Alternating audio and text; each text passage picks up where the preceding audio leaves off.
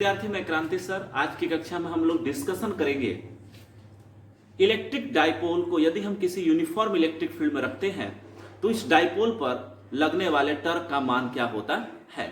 ये हमारा एक टॉपिक है और ये बहुत इंपॉर्टेंट टॉपिक है, क्योंकि इस टॉपिक पर एक और थ्योरी बनती है या एक और न्यूमेरिकल बनता है जिसमें हमको किसी इलेक्ट्रिक डाइपोल का टाइम पीरियड कैलकुलेट करना होता है किसी यूनिफॉर्म इलेक्ट्रिक फील्ड में। तो सबसे पहले हम जो स्टडी करेंगे वो ये है कि एक समान विद्युत क्षेत्र में रखे विद्युत द्विध्रुव पर बल आघूर्ण, torque on electric dipole in uniform electric field. तो आइए सबसे पहले हम एक यूनिफॉर्म इलेक्ट्रिक फील्ड ले रहे हैं। विद्यार्थी, यदि हम यूनिफॉर्म इलेक्ट्रिक फील्ड लेते हैं तो इसका मतलब है कि हम इलेक्ट्रिक फील्ड लाइन जो दिखाएंगे वो इलेक्ट्रिक फील्ड लाइन एक दूसरे के पैरेलल होंगे। ठीक है, ओके। यहां पर देखिए, ये यूनिफॉर्म इलेक्ट्रिक फील्ड को सूचित ऐसे किया जाता है। अगर आप किसी पॉइंट चार्ज के कारण इलेक्ट्रिक फील्ड पॉइंट चार्ज के नजदीक लेते हैं तो आप देखिए उसके फील्ड लाइन इस प्रकार से जो होंगे डाइवर्ज करेंगे, पॉजिटिव इसका डाइवर्जेंस होगा, फैलाव होगा, और इलेक्ट्रिक फील्ड लाइन एक दूसरे के पैरेलल नहीं होंगे, क्योंकि चार्ज के नजदीक वाले रीजन में इलेक्ट्रिक फील्ड लाइन की डेंसिटी अधिक होगी और दूर वाले रीजन में इलेक्ट्रिक फील्ड लाइन की डेंसिटी जो होगी वो कम होगी। और इससे ये इसलिए होता है क्योंकि पॉइंट चार्ज के नजदीक इलेक्ट्रिक फील्ड मैक्स अधिक होता है, स्ट्रांग होता है, और पॉइंट चार्ज से दूर जाने पर इलेक्ट्रिक फील्ड का मान जो होता है वो वीक होता चला जाता है। तो इसलिए जब हम यूनिफॉर्म इलेक्ट्रिक फील्ड लेंगे तो यूनिफॉर्म इलेक्ट्रिक फील्ड लेने का मतलब है कि इलेक्ट्रिक फील्ड लाइन की जो डेंसिटी होगी वो हर एक पॉइंट पर एक समान होनी चाहिए। यहां पर देखिए, तीन फील्ड लाइन यदि यहां गुजर रहा है इस काल्पनिक एरिया से, तो उतने ही फील्ड लाइन यहाँ काल्पनिक एरिया से गुजर रहे हैं। तो अगर आपको यूनिफॉर्म इलेक्ट्रिक फील्ड दिखाना है तो आप पैरेलल लाइन से इलेक्ट्रिक फील्ड को डिनोट करते हैं। ओके, तो यहाँ पर एक यूनिफॉर्म इलेक्ट्रिक फील्ड है। चूंकि मैं इसको डॉट डॉट से दिखा रहा हूं, क्योंकि फील्ड लाइन को हम लोग जब दिखाते हैं तो सबसे अच्छा होता है कि उनको डॉट डॉट से दिखाया जाए। ओके, तो ये यूनिफॉर्म इलेक्ट्रिक फील्ड लाइन है और यह इलेक्ट्रिक फील्ड जो है इसकी जो दिशा है वो, इसको हम ई से सूचित करते हैं, और इसकी जो दिशा है वो है आई डायरेक्शन में। ओके, तो ई वेक्टर बराबर ई आई, या आप इसको ऐसे भी डिनोट कर सकते हैं ई आई डायरेक्शन में। ओके, ये आपका इलेक्ट्रिक फील्ड हो गया, ये यूनिफॉर्म इलेक्ट्रिक फील्ड हो गया। अब इस यूनिफॉर्म इलेक्ट्रिक फील्ड में हम एक इलेक्ट्रिक डाइपोल रख रहे हैं। चलिए, तो इलेक्ट्रिक डाइपोल में दो चार्ज होते हैं, एक प्लस चार्ज और दूसरा जो चार्ज होता है वो होता है माइनस चार्ज। ठीक है, माइनस क्यू और प्लस क्यू।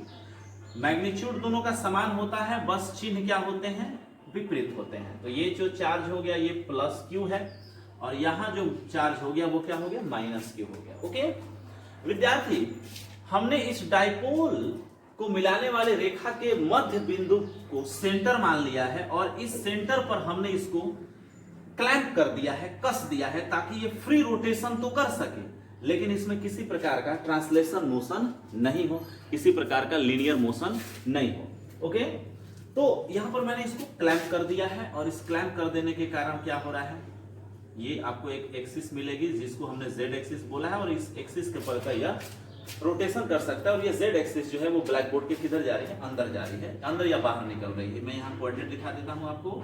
ये हो गया एक्स एक्सिस, ये हो गया वाई, ये हो गया जेड एक्सिस। ओके, कोई दिक्कत? एक्स एक्सिस की ओर यूनिट वेक्टर आई कैप है, वाई की ओर यूनिट वेक्टर जे कैप है और जेड की ओर यूनिट वेक्टर के कैप है। कोई जरूरी नहीं है कि आप आई जे के लिखिए, आप एक्स कैप, वाई कैप और जेड कैप द्वारा भी डायरेक्शन को डिनोट कर सकते हैं। तो यहां पर देखिए, सबसे पहले आप देखिए, अगर इस डाइपोल के बीच की जो डिस्टेंस है यदि वो 2a है, क्योंकि हम लोग पहले भी इसके डिस्टेंस को कितना लेते थे, 2a लेते थे, 2a है, तो इस सेंटर से ये जो डिस्टेंस होगा पॉजिटिव चार्ज का a हो जाएगा और सेंटर से नेगेटिव चार्ज का डिस्टेंस भी कितना होगा, a हो जाएगा। ओके विद्यार्थी, हम मान लेते हैं कि इलेक्ट्रिक फील्ड और इलेक्ट्रिक डाइपोल मोमेंट के बीच का जो कोण है वो कितना है, थीटा है। अब आप कहेंगे सर इलेक्ट्रिक फील्ड तो दिख रहा है, यहाँ पर पैरेलल है, इलेक्ट्रिक डाइपोल मोमेंटम जो है वो नेगेटिव चार्ज से किधर है, पॉजिटिव चार्ज की ओर है। तो अगर आप यहाँ पर एक काल्पनिक वेक्टर आगे, एक काल्पनिक वेक्टर ले रहे हैं जो आगे आप बढ़ा रहे हैं, तो ये वेक्टर जो होगा वो इलेक्ट्रिक डाइपोल मोमेंट का आपको मान बताएगा, और इसको मैं डिनोट किया है पी वेक्टर से, जिसको हम बोलेंगे electric dipole moment. Moment. Okay, इसको मैंने पी वेक्टर डिनोट किया, जिसका मान आप जानते हैं वो कितना होता है विद्यार्थी, वो होता है 2a इंटू क्यू। ठीक है, क्योंकि मैंने इसको स्केलर फॉर्म में ही लिखा है, आप अब जानते हैं इसको, बाद में आपको लिखने की जरूरत ही नहीं है, क्योंकि यहाँ आपको डिस्टेंस मिल रहा है, चार्ज मिल रहा है। विद्यार्थी यहाँ पर देखिए तो थोड़ा सा इलेक्ट्रिक डाइपोल पर नेट फोर्स क्या लग रहा है, क्योंकि मैंने बोला है कि मैंने इसको पॉइंट सी पर क्लैंप कर दिया ताकि इसमें किसी प्रकार का ट्रांसलेशन मोशन नहीं हो। तो अगर आप यहाँ पर गौर कीजिए, पॉजिटिव चार्ज हमेशा इलेक्ट्रिक फील्ड की दिशा में एक बल का अनुभव करते हैं, और वह बल होता है जिसको हम एक पॉजिटिव द्वारा डिनोट करते हैं Q into electric field E। और नेगेटिव चार्ज भी इलेक्ट्रिक फील्ड में बल का अनुभव करते हैं Q इनटू E, लेकिन इनकी जो दिशा होती है वह दिशा जो होती है वो आपको इलेक्ट्रिक फील्ड के विपरीत दिशा में होती है। तो ये हो जाएगा आपको F नेगेटिव बराबर होगा Q इनटू E। ये विद्यार्थी I डायरेक्शन में ये हो गया आपको, क्योंकि यह हॉरिजॉन्टल डायरेक्शन में है तो ये I डायरेक्शन में हो गया, और ये जो फोर्स है वो है आपको माइनस I डायरेक्शन में, क्योंकि ये माइनस Q को थोड़ा सा ऊपर लिख देते हैं। ओके विद्यार्थी, ये कोण थीटा है तो ये भी कोण क्या हो जाएंगे, थीटा हो जाएंगे। ओके विद्यार्थी, थोड़ा सा गौर करते हैं, ये हो गया आपको P वेक्टर, और ये हो गया आपको F वेक्टर, और ये हो गया आपको इलेक्ट्रिक फील्ड E वेक्टर। थोड़ा सा गौर कीजिए तो डाइपोल मोमेंटम P और इलेक्ट्रिक फील्ड E के बीच का कोण कितना है, थीटा है। और साथ ही आप यहां पर देखिए कि अगर आप इसको सेंटर मान रहे हैं C को, तो सेंटर से यदि आप पॉजिटिव चार्ज की ओर जाते हैं तो आपको क्या मिल रहा है, A मिल रहा है, और A क्या है, रेडियस की तरह काम कर रहा है। थोड़ा सा गौर कीजिए, अगर मैं C को सेंटर मानता हूं और ये हमारा A है, और यहां पर हमने एक फोर्स अप्लाई, यहां पर इलेक्ट्रिक फोर्स Q अप्लाइड हो रहा है, तो आपको नहीं लग रहा है कि यहां जो कोण है थीटा, यही तो कोण इसके बराबर होगा। और यहां पर देखिए ये हो गया आपको रेडियस वेक्टर R, और ये हो गया फोर्स वेक्टर F, और दोनों के बीच का कोण कितना है, थीटा है। इसलिए ये जो QE जो है वह R के साथ मिलकर एक टॉर्क उत्पन्न करेगा, और वो होगा टॉर्क R क्रॉस F बराबर R into Q into E। चूंकि R जो है वो और साइन थीटा होगा, बीच का कोण R जो है वो A है, ये हो गया Q into E sign theta. तो हम देख रहे हैं यहाँ पर एक टॉर्क अप्लाइड हो रहा है, ऐसा ही टॉर्क यहाँ पर भी अप्लाइड होगा। ये हो गया फोर्स और ये हो गया रेडियस, और एंगल जो है दोनों के बीच का कितना है, थीटा। क्योंकि अगर ये कोण थीटा है तो अगर आप इसको थोड़ा सा आगे बढ़ाते हैं तो ये भी कोण आपको कितना मिलेगा, थीटा मिलेगा। थोड़ा सा गौर करते हैं, फोर्स नेट फोर्स कितना लगेगा। थोड़ा सा गौर कीजिए, पॉजिटिव चार्ज पर फोर्स लग रहा है Q into E I direction में, और नेगेटिव चार्ज पर फोर्स लग रहा है Q into E minus I direction में। तो नेट फोर्स कितना होगा, 0, क्योंकि पॉजिटिव चार्ज पर लगने वाला force Q into E negative charge पर लगने वाले Q इंटू E को कैंसिल कर देगा, क्योंकि दोनों का मैग्नीट्यूड सेम है लेकिन दिशा क्या है, एक दूसरे के विपरीत है। तो यहां पर हम कह सकते हैं कि इस इलेक्ट्रिक डाइपोल पर लगने वाला सम ऑफ द फोर्स कितना है, 0 है, लेकिन टॉर्क 0 नहीं है। थोड़ा सा मैं एक बार फिर आपको दिखा रहा हूं, फोर्स है, सेंटर से डिस्टेंस कितना है, A है, तो यहां पर अगर आप इसको R मान रहे हैं तो R क्रॉस है ब्लैक बोर्ड के अंदर, और यदि यहां पर आप ले रहे हैं इस फोर्स के लिए टॉर्क निकालना चाहते हैं पॉइंट C के परितः, तो ये हो गया R, और फोर्स की दिशा में हमने किया, अंगूठा अंदर गया, R क्रॉस F। इसका मतलब है कि टॉर्क की जो दिशा है वो किधर है, ब्लैक बोर्ड के अंदर है। दोनों, चाहे वो पॉजिटिव चार्ज पर टॉर्क हो, नेगेटिव चार्ज पर टॉर्क हो, पॉइंट C के परितः, ये दोनों जो है वो ब्लैक बोर्ड के अंदर है, और ब्लैक बोर्ड के अंदर होने के कारण ये क्या करेगी, इसको एंटी क्लॉकवाइज रोटेशन कराएगी। तो इसका मतलब है कि स्पष्ट है कि टॉर्क का मान जो होगा, सम ऑफ द टॉर्क जो होगा इस पूरे डाइपोल पर, वो 0 नहीं होगा। तो फोर्स 0 होगा, टॉर्क 0 नहीं होगा, इसलिए हमको फोर्स को कैलकुलेट करने की जरूरत नहीं है। तो आइए हम अपने काम को आगे बढ़ा रहे हैं, और आगे बढ़ाने के लिए हमने यहाँ पर हम कुछ लिख सकते हैं, हम लिख दे रहे हैं थोड़ा बहुत इसको एग्जाम के लिए, कि ऊपर के चित्र में, ऊपर के चित्र में, क्योंकि आप इसको कॉपी पर जब लिखेंगे तो ये ऊपर रहेगा, तो ये इसके नीचे हमको लिखना है, ऊपर के चित्र में P वेक्टर डाइपोल मोमेंट का इलेक्ट्रिक डाइपोल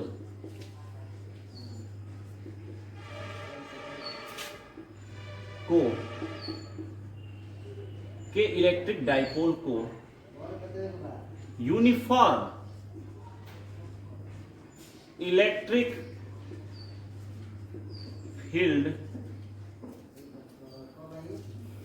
ई में रखा गया है। हो गया। यहां पर देखिए इलेक्ट्रिक डाइपोल मोमेंटम और इलेक्ट्रिक फील्ड के बीच का कोण कितना है? इलेक्ट्रिक डाइपोल मोमेंट एवं इलेक्ट्रिक फील्ड के बीच का कोण थीटा है। चूंकि थीटा चेंज होगा, ऐसी बात नहीं कि थीटा कांस्टेंट है। जब ये यहाँ ऐसे रहेगा, डाइपोल एकदम लंबवत रहेगा, इलेक्ट्रिक फील्ड के लंबवत इलेक्ट्रिक डाइपोल मोमेंट रहेगा तो थीटा इक्वल टू 90, और जब पैरेलल हो जाएंगे तो थीटा इक्वल टू 0, और जब आधा चक्कर घूम जाएंगे तो थीटा इक्वल टू पाई होगा। तो थीटा यहाँ वेरिएबल है, ऐसी बात नहीं, कांस्टेंट है। ठीक है। तो अब यहां पर देखते हैं कि पॉजिटिव चार्ज पर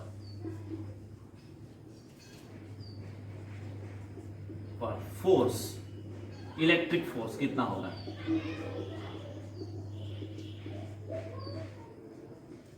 पॉजिटिव चार्ज पर इलेक्ट्रिक फोर्स कैलकुलेट करते हैं तो पॉजिटिव चार्ज पर इलेक्ट्रिक फोर्स कितना होगा? F पॉजिटिव विद्यार्थी Q इंटू E, इस डायरेक्शन में चला जी, I cap direction. Negative charge पर यहां पर टॉर्क ही कैलकुलेट कर लेते। ठीक है। तो पॉजिटिव चार्ज पर टॉर्क, टॉर्क मतलब बल आघूर्ण कितना होगा? R क्रॉस F होता है तो हो जाएगा आपको टॉर्क पॉजिटिव, R के जगह पर कितना है विद्यार्थी? A है ना, F के जगह पर QE है ना, बीच का कोण कितना है? थीटा है। आप यहां पर देखिए थीटा, ये अगर यहां कोण थीटा है, ये भी कोण कितना होगा? थीटा होगा। तो इसका मतलब radius direction, radial direction R हो गया, और ये हो गया F। दोनों के बीच का कोण कितना है? थीटा। चूंकि आपको न्यून कोण लेना होता है, इसलिए आप यहां पर लिखेंगे torque positive equal to R के जगह पर A होगा, F के जगह पर Q इंटू E होगा, और एंगल कितना होगा? Sine theta. थोड़ा सा गौर करते हैं, राइट हैंड रूल से इसका डायरेक्शन निकाल लेते हैं। राइट हैंड रूल कहता है कि अपने राइट हैंड की हथेली को रेडियल डायरेक्शन में रखते हैं, R की दिशा में रखते हैं, और अपनी उंगली को हमको मोड़ना होता है फोर्स के डायरेक्शन में। तो फोर्स के डायरेक्शन में मोड़ रहे हैं। आपका खुलता हुआ अंगूठा, देखिए मेरा अंगूठा खुल रहा है ना, दिख रहा है ना, मेरा खुलता हुआ जो अंगूठा है वो टॉर्क की दिशा बताएगा। तो किधर जा रहा है? बोर्ड के अंदर माइनस Z डायरेक्शन या माइनस K डायरेक्शन। चूंकि आप Z कैप भी लिख सकते हैं या K कैप भी लिख सकते हैं, लेकिन ब्लैक बोर्ड के अंदर है, बोर्ड के अंदर, इसलिए माइनस K हो जाएगा। ओके। इसी प्रकार निगेटिव चार्ज पर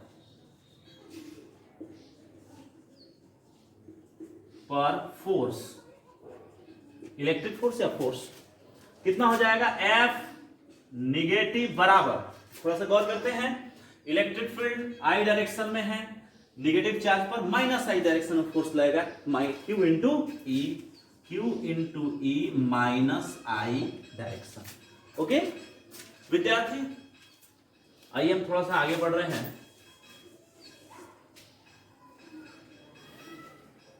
टॉर्क, नेगेटिव चार्ज पर टॉर्क,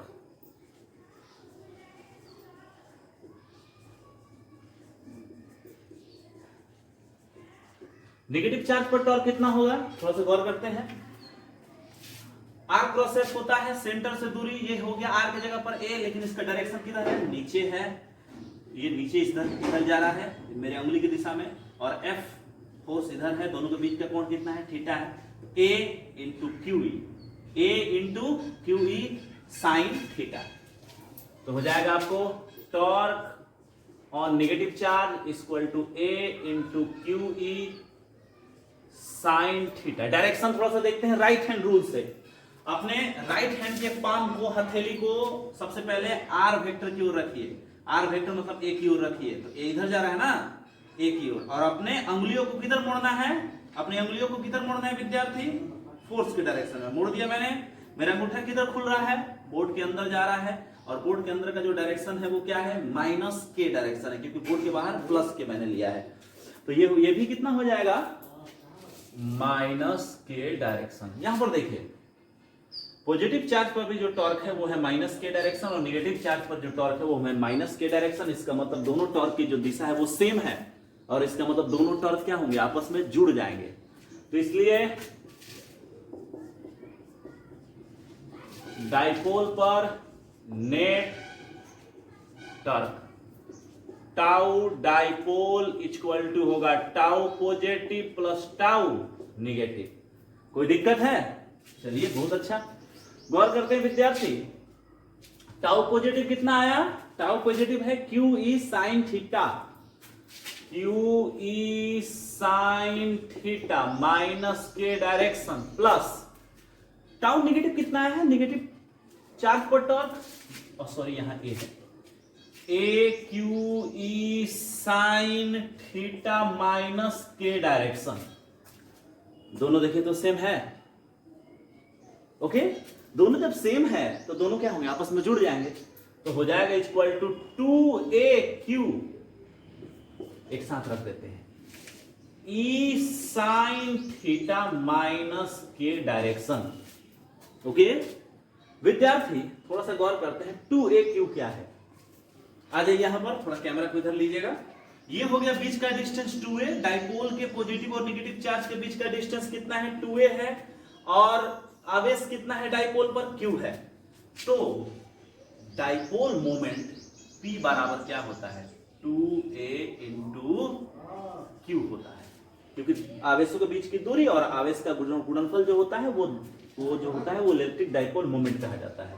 तो इसका मतलब ये जो क्वांटिटी है 2AQ, ये हो जाएगा P electric field E sign theta minus के डायरेक्शन। ये हो गया आपको टॉर्क डाइपोल।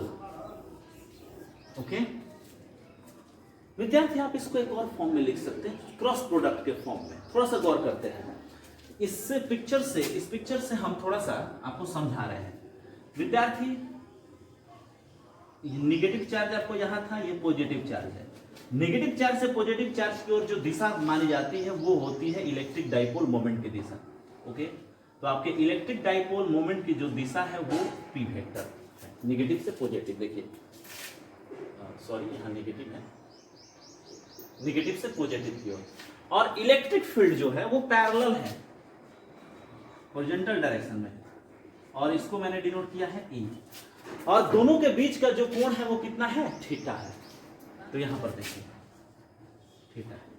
आप ये देखिए कि electric field electric field E और डाइपोल मोमेंटम पी जो है वो XY प्लेन में है। अगर आप इसको कोऑर्डिनेट सिस्टम पर दिखा रहे हैं, ये हो गया x, ये हो गया y और ये हो गया z, तो आपको p वेक्टर और e वेक्टर XY प्लेन में है। तो इसका मतलब है कि इनका जो क्रॉस प्रोडक्ट होगा वो किधर होगा, z डायरेक्शन में होगा, k डायरेक्शन में होगा, मतलब ब्लैक बोर्ड के बाहर होगा या ब्लैक बोर्ड के अंदर होगा।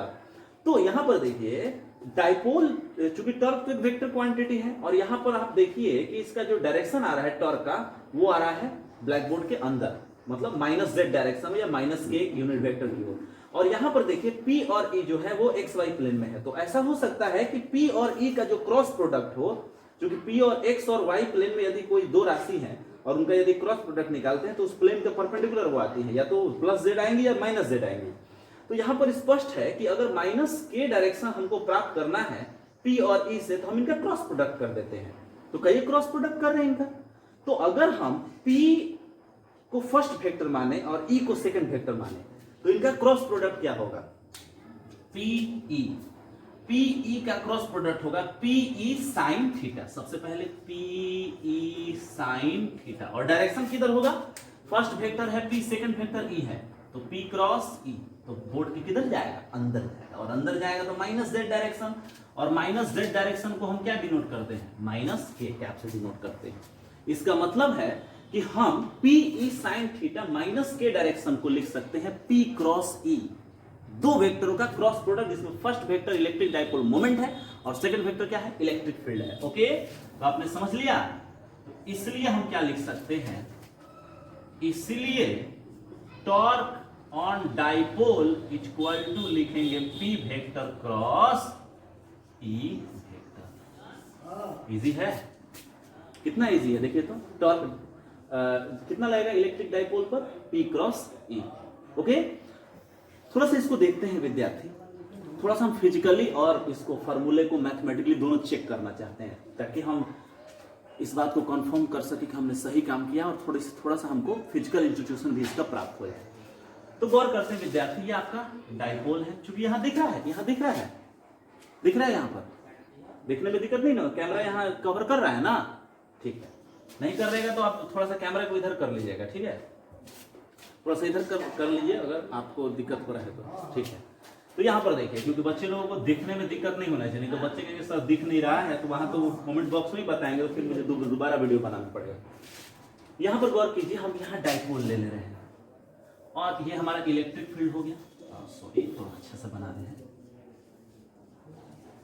ओके विद्यार्थी, ये हमारा इलेक्ट्रिक फील्ड है और इस इलेक्ट्रिक फील्ड में हमने एक डाइपोल को ऐसे रखा है जिससे उसका इलेक्ट्रिक डाइपोल जो मोमेंट है पी वेक्टर, वो इलेक्ट्रिक फील्ड के पैरेलल हो जाए।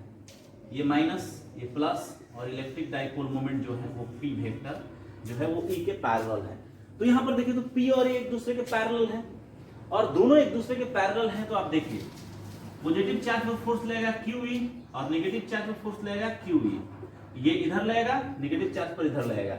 गौर कीजिए, यहां पर इसकी जो डायरेक्शन होगा वो होगा I और इसका डायरेक्शन होगा -I। अब ये देखिए, अगर आप इसको सेंटर मानते हैं तो ये हो जाएगा A और ये हो जाएगा A। विद्यार्थी, A की दिशा किधर है? वो भी I पर ही है, क्योंकि मैंने डाइपोल को इलेक्ट्रिक फील्ड के पैरेलल रखा है और इलेक्ट्रिक फील्ड I डायरेक्शन में है, तो इसलिए डाइपोल की जो एक्सिस है वो I डायरेक्शन में है। तो A का जो चूंकि A जो है वो सेंटर C से डिस्टेंस है आवेशों का, और यदि हम उसको वेक्टर की तरह समझते हैं, वो R वेक्टर की तरह है, तो वो किधर है? वो भी I डायरेक्शन में है, x एक्सिस पर है, हॉरिजॉन्टल है। तो A का यूनिट वेक्टर भी कितना हो जाएगा? I, और फोर्स का भी यूनिट वेक्टर कितना है? I। और यदि आप A और QE अर्थात R और फोर्स F का क्रॉस प्रोडक्ट करते हैं तो I क्रॉस I कितना होगा? 0। I क्रॉस I कितना होगा? 0, और इसका मतलब कोई टॉर्क नहीं लगेगा। और यहां पर भी देखिए, अगर आप इसको इस फॉर्मूले से समझना चाहते हैं तो यदि P और E पैरेलल हैं तो उनके बीच का कोण कितना है? 0 है। P क्रॉस E बराबर P sine theta, sine 0 equal to 0, इसलिए टॉर्क कितना लगेगा? 0। तो इससे स्पष्ट है कि टॉर्क के लिए हमने जो फिजिकली जो हमने समझा कि टॉर्क इस अवस्था में 0 लगेगा, वही मान हमको प्रदान कर रहा है हमारा थ्योरी टॉर्क ऑन डाइपोल बराबर P क्रॉस E। तो आपको इस बात को याद रखना है कि टॉर्क ऑन डाइपोल बराबर P क्रॉस E। थोड़ी देर के लिए मैं रुक रहा हूं और इस वीडियो में आगे भी बढ़ रहा हूं, थोड़ी देर के लिए मैं रुक रहा हूं ताकि मैं ब्लैक बोर्ड को साफ कर सकूं। ओके, रुकिए। तो विद्यार्थी, अभी हमने जो टॉपिक पढ़ा, इस टॉपिक में हमने क्या सीखा? हमने इस टॉपिक में सीखा, यहां पर मैं लिख देता हूं कि टॉर्क ऑन डाइपोल बराबर होता है P क्रॉस E, या हो जाएगा PE साइन थीटा मैग्नीट्यूड, और डायरेक्शन इसका कितना था? -k direction. ये कब? जब इलेक्ट्रिक फील्ड और electric dipole moment XY plane में हो तब। अगर वो खुद YZ प्लेन में हो तो उसके लंबवत आपको X डायरेक्शन में जो होगा वो इलेक्ट्रिक डाइपोल पर लगने वाला टॉर्क होगा। ओके, तो थोड़ा सा गौर करते हैं कि इस थ्योरी को समझने के लिए, इस थ्योरी को कंप्लीट करने के लिए, ताकि हम और कॉन्फिडेंस हमें आ सके कि हम थ्योरी को समझ लिए हैं, तो हम इसके लिए एक न्यूमेरिकल लेते हैं। और इसको मैं न्यूमेरिकल के तौर पर नहीं लिया हूं क्योंकि यह कभी कभी थ्योरी के तौर पर भी रहता है। जैसे एक दो बार ये CBSE में भी आता है और बिहार बोर्ड में एक बार ही आया था टाइम पीरियड कैलकुलेट करने के लिए। तो हम यहाँ पर हमारी जो आजकल जो न्यूमेरिकल है, या आप इसको एक छोटी सी थ्योरी भी कर सकते हैं, जो इलेक्ट्रिक डाइपोल पर टॉर्क के सूत्र को या टॉर्क के फॉर्मूले का एप्लीकेशन है, वहां पर हमने लिखा है time period of electric dipole, time period of electric dipole in uniform electric field. थोड़ा सा मैं इस क्वेश्चन को आपको समझा देता हूं क्या है। मान लेते हैं आपके पास एक इलेक्ट्रिक फील्ड है, थोड़ा सा गौर कीजिए, और इसमें आपने एक इलेक्ट्रिक डाइपोल रखा है।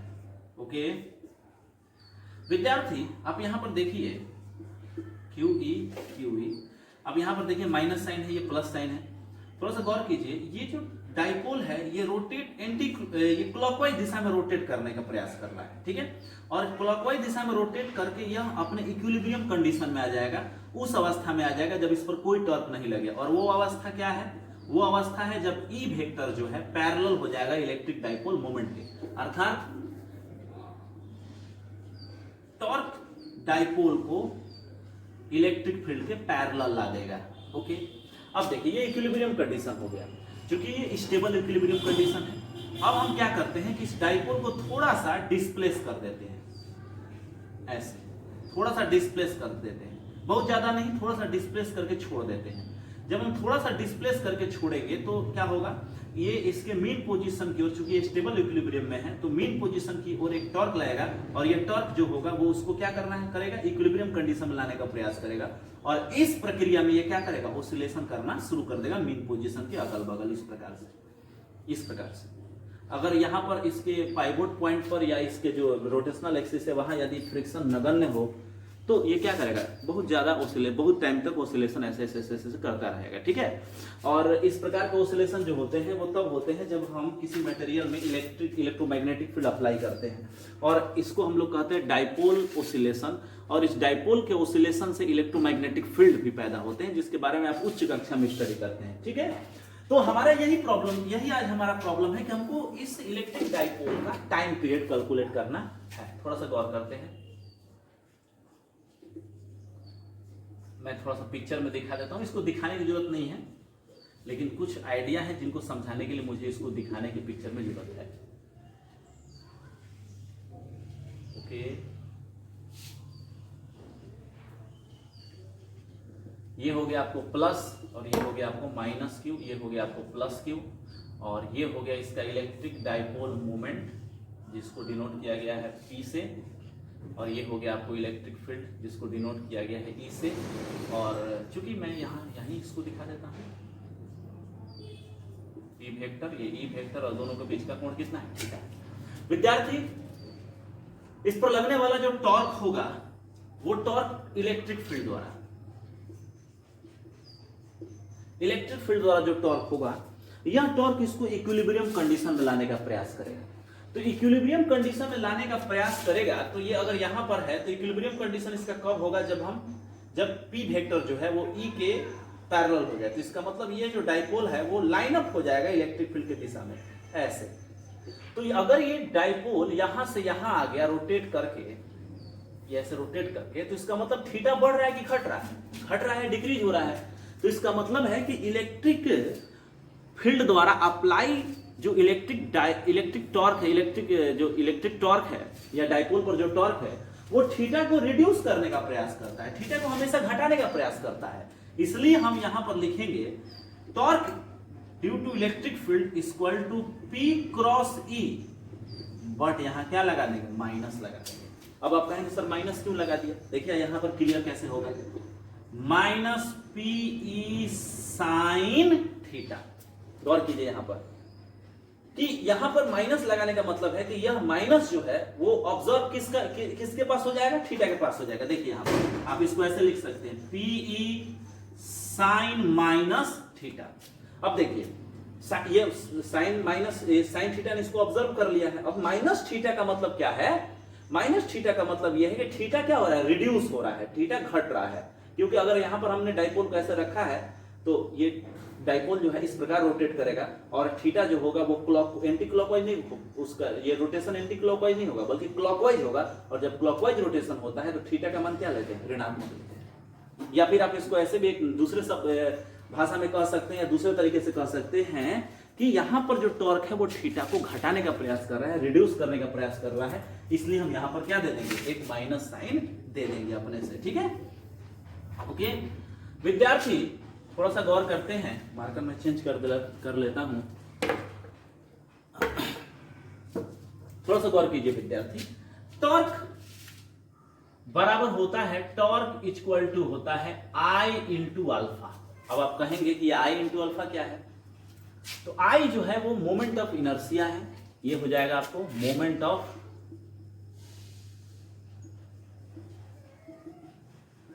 इनर्शिया, और अल्फा है एंगुलर एक्सेलरेशन। मार्कर ठीक नहीं चल रहा है, angular acceleration. Moment of inertia का मतलब होता है कि जब भी कोई बॉडी रोटेट करती है तो उसका जड़त्व का जो गुण होता है, इनर्शिया गुण जो होता है, वो केवल मास पर डिपेंड नहीं करता है, बल्कि इस बार भी डिपेंड करता है कि वो जब रोटेट कर रही है तो सेंटर से उस ब्लॉक की या उस मास की जो दूरी है वो क्या है, ज्यादा दूरी होगी तो इसका मतलब है कि उसका मोमेंट ऑफ इनर्शिया अधिक हो जाएगा। जैसे एक सिंगल पार्टिकल है और सिंगल पार्टिकल का मास m है और उसका रेडियस a है और वो पॉइंट C के परितः रोटेट कर रही है, तो इसका मोमेंट ऑफ इनर्शिया होगा m इंटू आर स्क्वायर। तो उसी प्रकार से ये डाइपोल है और ये पॉइंट C के परितः रोटेशन कर रही है, तो इस रोटेशन के फलस्वरूप इसका मोमेंट ऑफ इनर्शिया हमको क्या करना है, इसका मोमेंट ऑफ इनर्शिया जो होगा उसको मैंने मान लिया है I, और एंगुलर एक्सेलरेशन जो है वो अल्फा है। एंगुलर एक्सेलरेशन अल्फा को हम लिख सकते हैं डी स्क्वायर थीटा बटा डी टी स्क्वायर। चूंकि एक्सेलरेशन a बराबर होता है D square X by D T square. चूंकि अगर आप रोटेशन मोशन में हैं, अगर कोई बॉडी रोटेट कर रही है तो डिस्प्लेसमेंट, लीनियर डिस्प्लेसमेंट x के जगह पर रोटेशनल डिस्प्लेसमेंट या एंगुलर डिस्प्लेसमेंट थीटा होता है। तो हमको अर्थ कुछ नहीं है, यदि हम यहाँ x के जगह पर x को थीटा से रिप्लेस कर देते हैं तो a को हम अल्फा से रिप्लेस कर देंगे और ये पूरी मैथमेटिक्स जो होगी वो लीनियर मोशन से, ट्रांसलेशन मोशन से रोटेशन मोशन की ओर हो जाएगी। ओके, तो समझ में आया। तो अब यहां पर मैं टॉर्क की जगह पर लिख रहा हूं I into D square theta बटा डी टी स्क्वायर बराबर माइनस पीई साइन थीटा। अब देखिए थोड़ा सा विद्यार्थी, यहां ट्रिक है, थोड़ा सा मैथमेटिकल आपको समझ रखना है कि अगर हम, ये हमारा इलेक्ट्रिक फील्ड हो गया, और अगर हम रोटेशन का इसको ऑसिलेशन कराना चाहते हैं तो हम इस डाइपोल को थोड़ा सा विस्थापित करके छोड़ देते हैं। थोड़ा सा विस्थापित करने का मतलब क्या है कि ये जो थीटा कोण बन रहा है वो बहुत स्मॉल होगा, और यदि थीटा का मान स्मॉल होता है तब हम साइन थीटा को अप्रोक्सीमेटली इक्वल टू क्या लेते हैं, थीटा लेते हैं। तो इसलिए हम यहां अप्रोक्सीमेशन कर रहे हैं। क्या अप्रोक्सीमेशन करेंगे, I equal to D square theta बटा डी टी स्क्वायर बराबर माइनस पीई थीटा। चूंकि यहां लिख सकते हैं थीटा टेंस टू स्मॉल, तो साइन थीटा जो होगा वो प्रवृत्त करेगा किसकी ओर, थीटा की ओर। क्योंकि आप कहेंगे कि सर अगर ये थीटा का मान स्मॉल नहीं हो, थीटा का मान मेजरेबल हो, अधिक हो, ज्यादा स्मॉल नहीं हो, इतना स्मॉल नहीं हो कि हम उसको अप्रोक्सीमेशन कर सके, तब क्या होगा। तो उसके लिए बीएससी में थ्योरी होती है। आप जब वहां आएंगे तो हम उसको पढ़ाएंगे। हमने अपने कुछ स्टूडेंट्स को पढ़ाया भी है जो हमारे पास पढ़े हैं, लेकिन वो लंबी प्रक्रिया है, लंबी थ्योरी, हम उधर जाएंगे नहीं। ठीक है, हमको आईएससी में जितना हमको पढ़ना है उतना ही हम पढ़ेंगे। ओके, तो डी स्क्वायर थीटा बटा डी टी स्क्वायर, और ये आई जाकर बट्टा में लग जाएगा, ये हो जाएगा पीई बट्टा आई माइनस यहां और थीटा यहां। अब देखिए तो याद आ रहा है ये किस चीज का इक्वेशन है। ये इक्वेशन जो है, ये इक्वेशन है मार्कर हाँ, मार्कर को डालिए, इंक डालिए, तब तक हम पढ़ा रहे हैं। दिख नहीं रहा है क्या, दिख रहा है ना। थोड़ा सा हम गाढ़ा करके इसको लिखेंगे धीरे धीरे, जल्दी लिखने से हो जा रहा है। डी स्क्वायर थीटा बटा D T square minus P बटा आई इंटू थीटा। थोड़ा सा इसको एक लाइन और बढ़ा देते हैं, ये हो जाएगा डी स्क्वायर थीटा बटा D T square plus PE बटा आई इंटू थीटा इक्वल टू क्या होगा, 0। यह इक्वेशन जो है, यह इक्वेशन है एसएचएम का। ये एसएचएम का इक्वेशन है। याद आ रहा है आपको, आपने एसएचएम पढ़ा है। यदि आपने एसएचएम पढ़ा होगा तो आपको एसएचएम का इक्वेशन याद आ रहा होगा, जिसको मैं थोड़ा सा आपको दिखा देता हूं। ठीक है विद्यार्थी,